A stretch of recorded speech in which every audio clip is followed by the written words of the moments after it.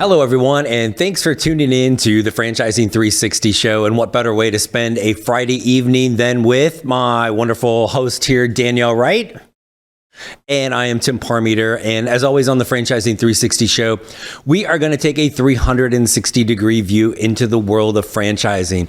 And a lot of what we've talked about so far is some of the really kind of basics about franchising, but more about what is it like to look for franchise and things to think about. But Danielle, if we're going to find a franchise to own, there has to be a franchise. Correct. So I think today we have a great question, and it was Sam in Colorado, and that could be Samuel or Samantha. I'm not sure which, but Sam asked, I own a thriving wellness business and would like to turn it into a franchise. Is that possible? And how do I do it? And first of all, Sam asked two questions. Lots of stuff. Sam only gets one mug. One mug. So Sam, coming your way, and thanks for the question. But can you and how do you do this? So can it be done? Clearly, the answer is yes. Yes. Because I was going to challenge you on the can. Yes. Yes. And so what we want to talk about tonight is what are some things that we need to think about? Because as always in franchising, it's a lot more than people are going to initially think about. But there are 4,000 plus franchise brands around the United States. So they all started as just a regular old business to begin with. Yes, they would all start as a regular business. So we can make that turn. And there's a lot of things we got to go through with this. But it's kind of, if somebody was going to say, I've got this great business like Sam, like, when do I start thinking about, is this possible? What are some kind of maybe key triggers or metrics that they should think about? What makes it great? You're using some words. I'm like, great. I'm just reading what Sam said.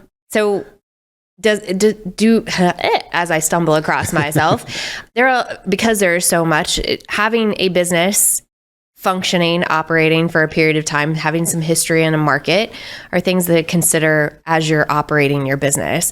My suggestion, and this is just Danielle talking to Tim, maybe for Sam, you don't just open a business from day one and say, I'm a franchise. Right. You could, but that goes against some of the stuff that we were talking about, right? Business in a box, operations manuals, all of those things. So there's a lot of little pieces that one needs to put together.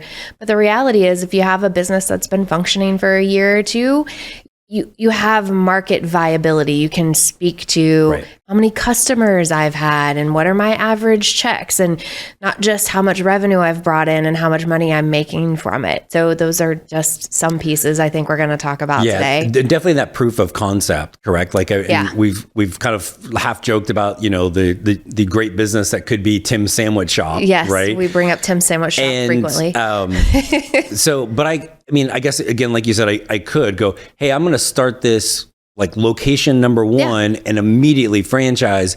But that's not really the goal. The goal is to start it, make sure I know what the heck I'm doing first. Right. Because there's just so many things that you're going to learn along the way. We even tell franchise owners, and I'm sure you do with your clients, speak up and say that first 2 years are all about learning and actually making mistakes. You're going to make more mistakes in those first years. And that's why people generally go to a franchise, because I get to kind of bridge the gap on the mistake side.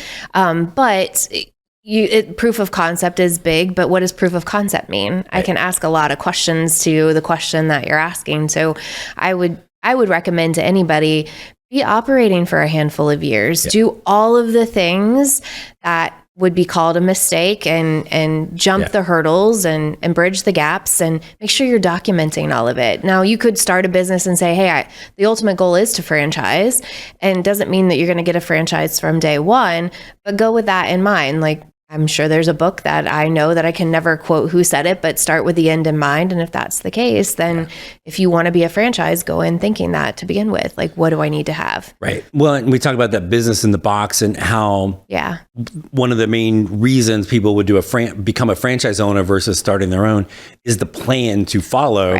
Right. And part of the proof of concept is like, yeah, my plan works and we've figured out, well, this was the plan day one. Yeah, we were good here and here, not so much over here, and then be able to kind of adjust. So when you are looking at somebody coming in as a franchise owner, you kind of got that down for them, right? So let's talk a little bit more about, I know one of the biggest things is in that plan and that overall kind of operations manual. And there's a lot of things that can go into that for people to think about before they turn their business into a franchise. Right. So let's hit that up when we come back and dive deeper into that operations manual. There's so many things to dive in here. So good topic. Excited. We'll be diving. It'll be right after the break here on the Franchising 360 show.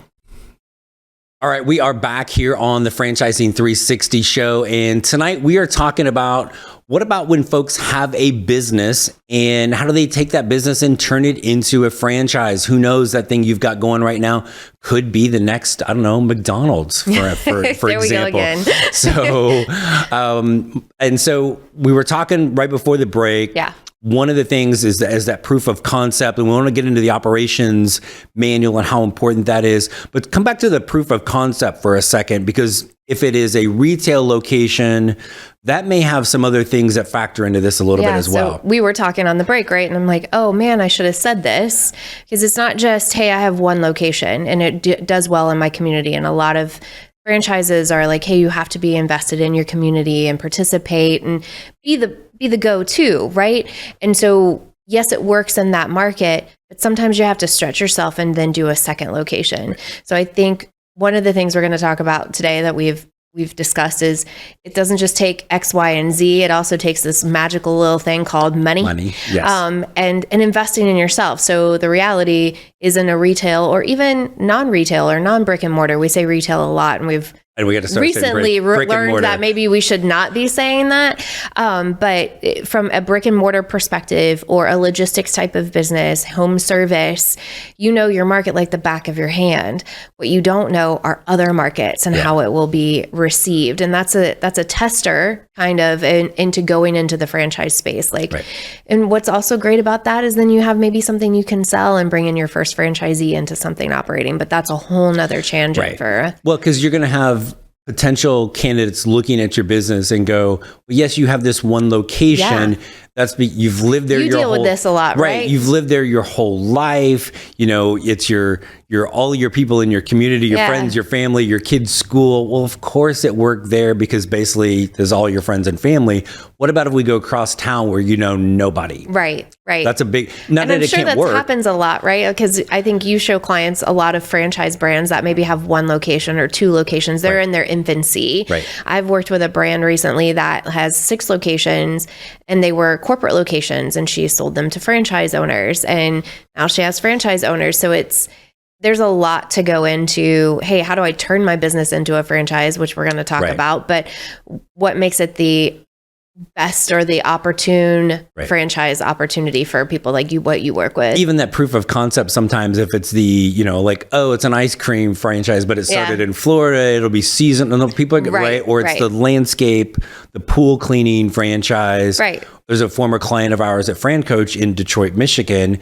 With the pool cleaning franchise, he did over $1 million in revenue in his second year in Detroit, Michigan, right? Like, it would never work there. There's cold there, right? Like, yes, like the white snuff that falls from the sky this time of year. Does that really fall in Detroit? I'm not sure. I think so. But I don't visit Detroit often, but I'm coming for you, Detroit. It's fine. But when we look at go back to that in operations manual. So the proof of concept, we could probably go nonstop for the next couple hours talking about all the little things that should be in an operations manual. The nuances. But give people kind of a highlight of what you're talking about with that. So I think we've talked about this before. So if you're going to consider your business, you're running Joe's Plumbing, right? And how do I make this a business in a box for someone to buy? You got to document everything, like how to turn on the lights, like how to, sadly or unfortunately, you have to tell someone how to put gas in it. Like what kind, is it a gas truck or is it a diesel truck? So you document everything you do in an everyday business. You're not going to document the one-off cases, but something that someone would need to know, hey, I need to do this. Hey, I need to do that. Like from a marketing perspective, what kind of marketing are you doing? Maybe not how much you're investing, but hey, this is where we suggest you put your dollars. But from an operations manual perspective, it's like putting together that furniture from IKEA. Right. Yeah. It's not just pictures. Like there's got to be words, and someone's got to be able. We need the Lego instructions more than the IKEA ones.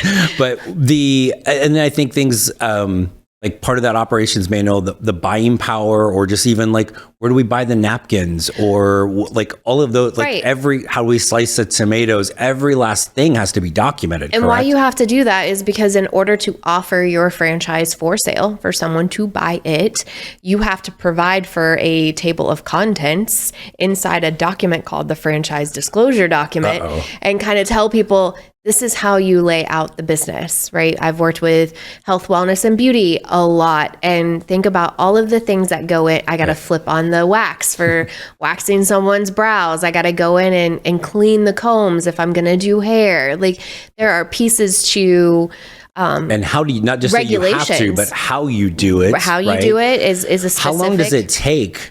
A bit. So somebody's sitting there going, okay, well, I got some of that stuff. How long would you think it takes for somebody to truly be able to properly document all of that? My recommendation is always pay someone to do it. Like, it's back to the money piece. Pay someone to do it that specializes. There are organizations that we work with. I'm working with a group right now, Go Ole Miss. And she has a smoothie concept, and she could go and document all of it. And it could probably take us 2 years to actually pull the documentation together.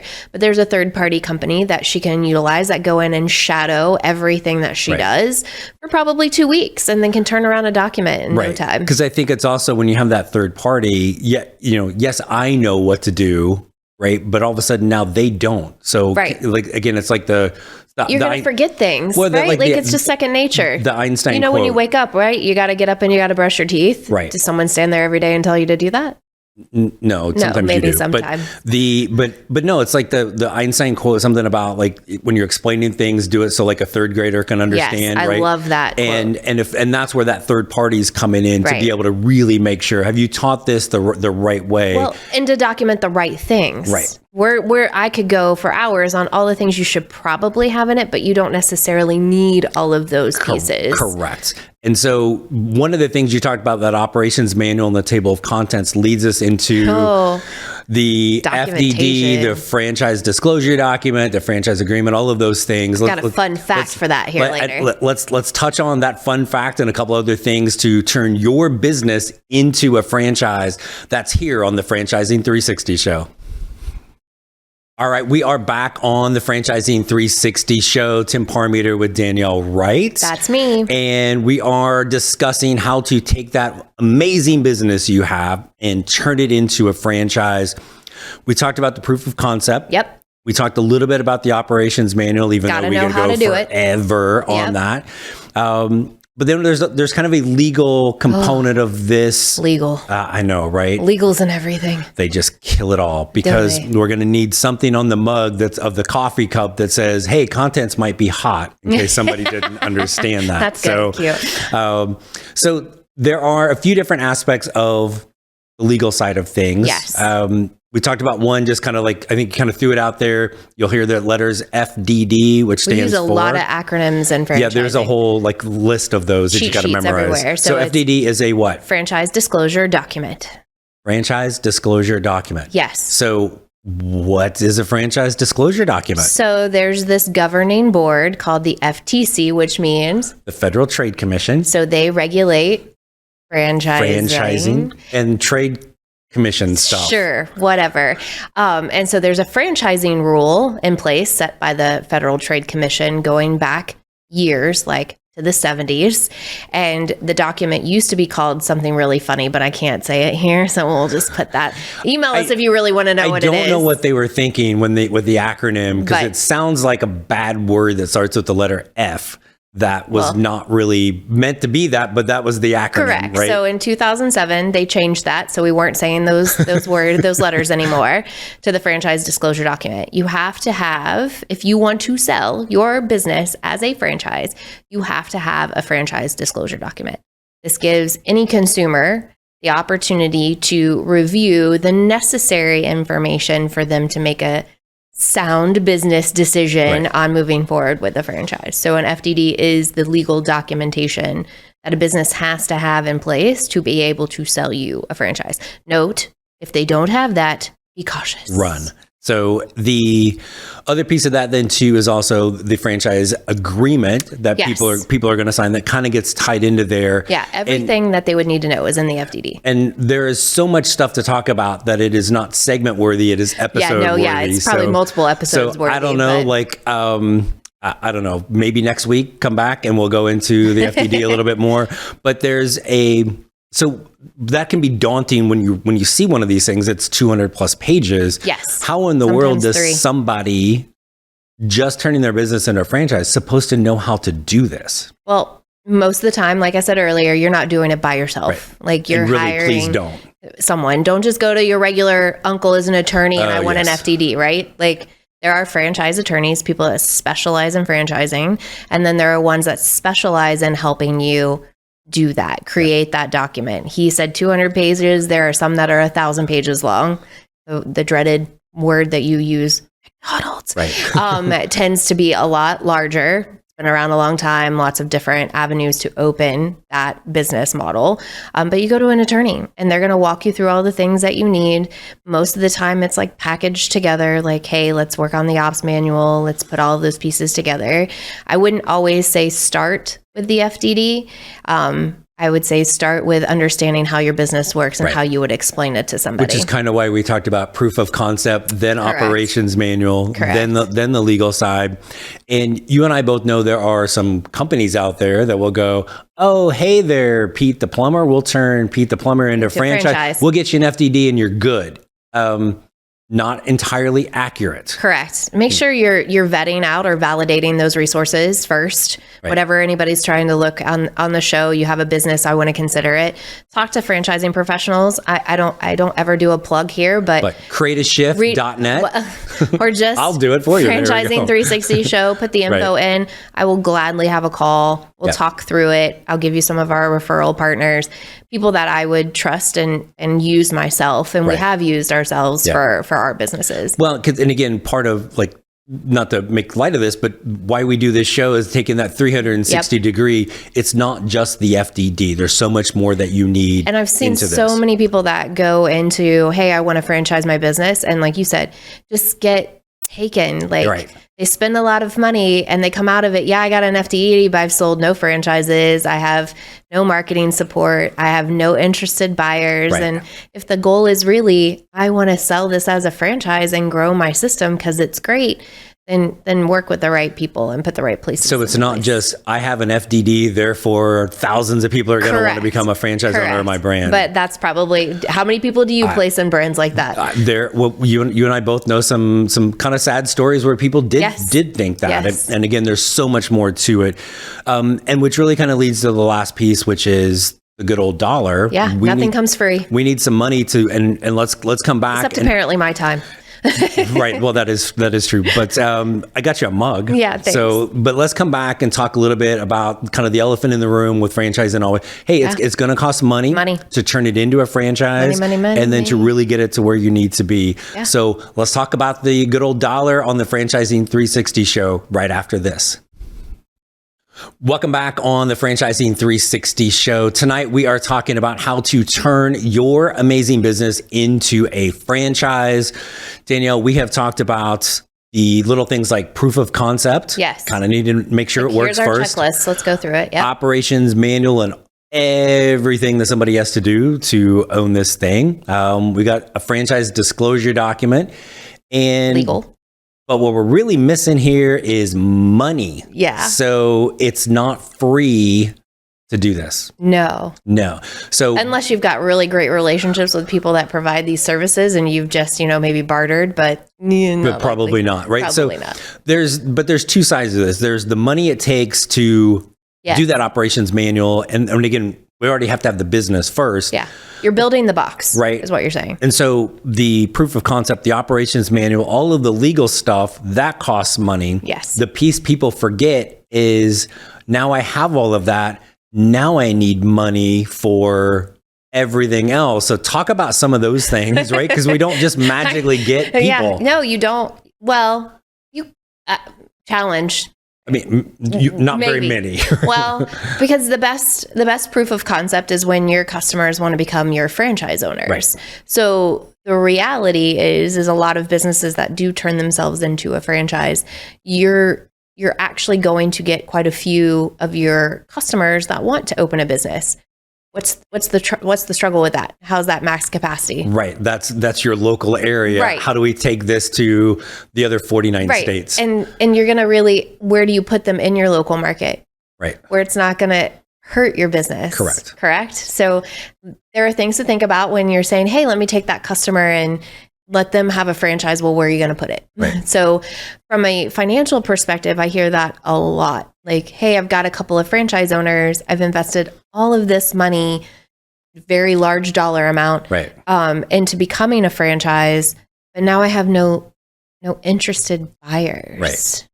And so there's the lovely group of franchise consultants. Come on. Oh, yeah. Aren't you one of those? I am. Francoach.net, No, by the way. Holy.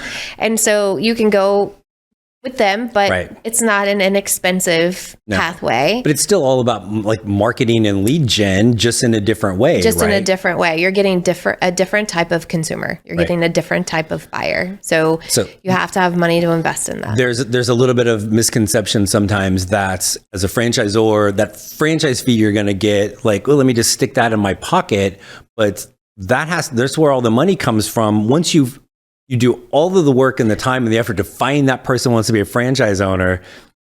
Now you've got to, I don't know, like onboard them, train them, support them, all of the which things. is also not free. Correct. So when we say you need money, it's not that I'm trying to be crushing a dream, right? But you do, like, you need to have the infrastructure. Are you the person running the day-to-day of your current business?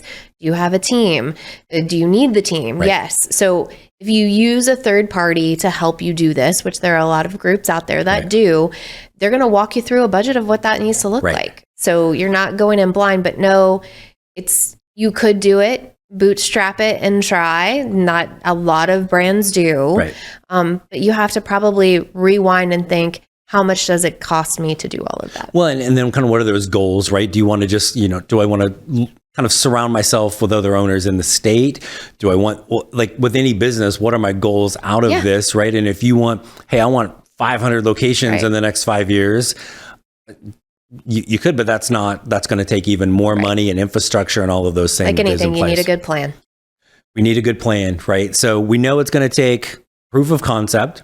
We know we need an operations manual because there's a lot of stuff going on in here. Document how to do it. Right. We got all the legal stuff. Got to make sure you're allowed to do it. And then we need money. And you got to be able to afford to do it.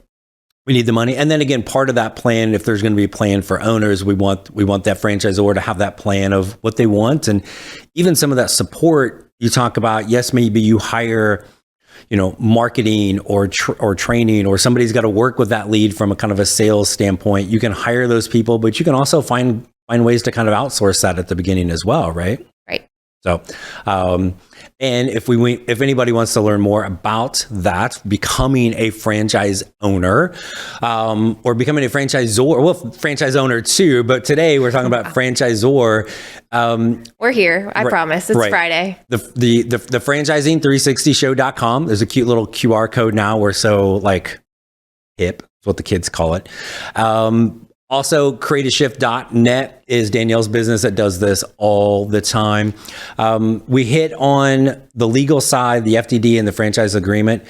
Let's dive into that next Friday and I know, right? You ready? Yeah, I love that stuff. Okay, we'll get something different in our mug for that one because that's going to take some effort. Maybe for you, yeah. But for now, that's how you can become a franchise. Or next week, we're going to talk about all the legal stuff here on the Franchising 360 show. Thanks for tuning in. We'll see you next Friday night.